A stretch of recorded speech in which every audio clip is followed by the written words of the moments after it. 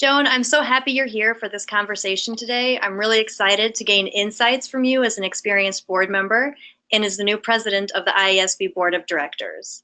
So for those watching who don't know you, can you tell us a little bit about your local board work? Well, thanks for having me here, Tammy. I have served on my local board at Pella Community Schools since 2004, and I am currently board president. I've been afforded lots of opportunities. I've been able to do a superintendent search, been involved in a couple of successful bond issues, and some facilities planning. So lots of good things. Nice. So Joan, what are your goals as president of the IASB board? Well, as is best practice, I won't have any goals that are distinctly different than the mission of IASB to educate, support, and challenge public school board members in their pursuit of world-class education for all students in Iowa. I've served in a governance role on the IASB board for almost 7 years, and I'm familiar with the culture, and I've had wonderful past presidents for guidance and modeling. I think my most important roles are to support the wonderful work of those individuals tasked with the day-to-day operations, and that would be Lisa and her staff, and to facilitate our meetings well. As a board, we work to assure that our vision is solid, our financial position is healthy, and our strategic plan is routinely reviewed and is a central focus in our decision-making. I think the use of best practices in chairing meetings is very important to me. I like to hear from everyone around the table, and we have a large board, so I will have to purpose to make that happen. And I like to try to use reflective listening, asking clarifying questions, and summarizing to gain consensus and make informed decisions. So as an experienced board president, what's your best advice that you would give to gain consensus on a board?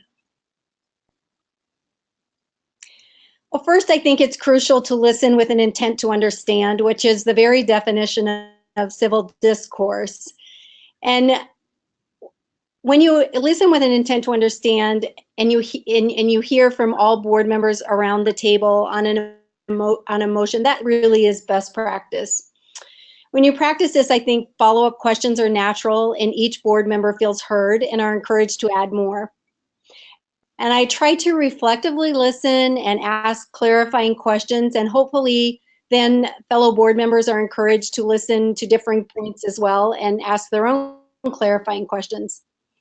And then it is important to me to draw out those individual board members who have great things to add, but maybe just need an invitation to contribute to the conversation or a nudge.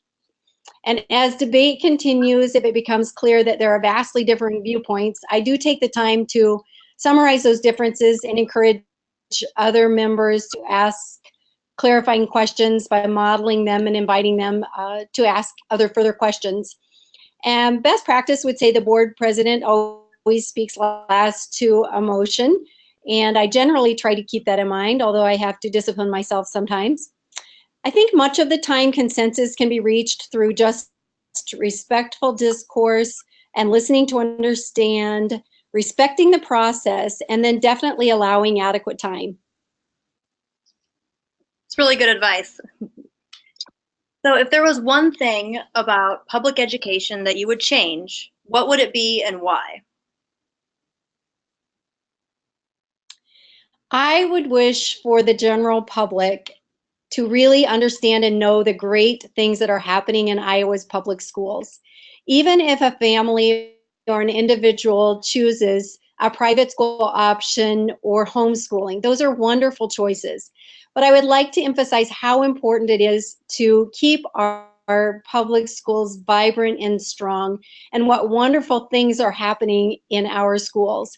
I think the most important thing there is that public schools allow all children to flourish, even if they have less support at home and fewer resources. And that's the beautiful thing about our public schools. And I wish that everyone knew all of the wonderful choices within our public schools and the importance of keeping them strong and vibrant. I totally agree. So there's a lot of new board members serving across Iowa after the September elections. So what words of advice would you give these new board members as they navigate their first legislative session? Right. Well, I think the very most important thing is to think about work with legislators as a relationship. Just like any relationship needs to be nurtured and respected. Think of that as a relationship that is ongoing and that you want to work on throughout the year, not just during the session. So create those positive relationships with your legislators and realize that they are fulfilling a role just like you are. So as board members, we know that it feels better when someone respects the role that we're playing and approaches us with that in mind. So I think the same can be said with relationships with legislators. Thank them for their service and thank them for the time that they put into making difficult decisions. Tell them about the very good things that are happening in your district and invite them to your board table. That's something we've done in Pella for several years now. Take them on a tour of any new building facilities or the things that you want to showcase and highlight in your school district.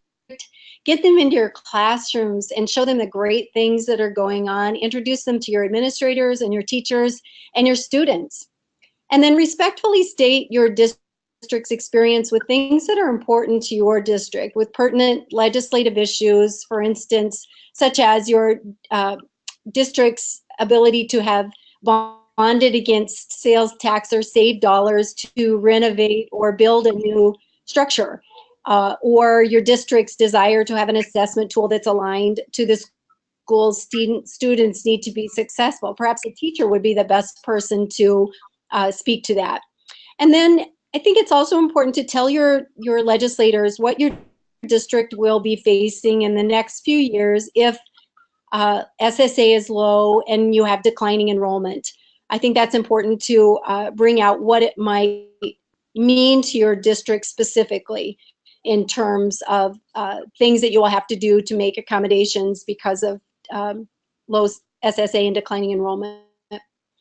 And then ask them how to best communicate with them during the session and out of the session. Ask legislators are individuals, so ask them what suits them in terms of email or phone call or visiting them in person.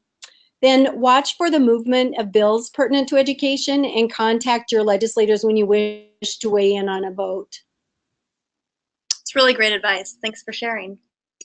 Joan, I really appreciate you taking the time with me and share your insights and experience. I know I've learned a lot, and I really look forward to seeing your accomplishments as IASB Board President. Thank you so much, Tammy.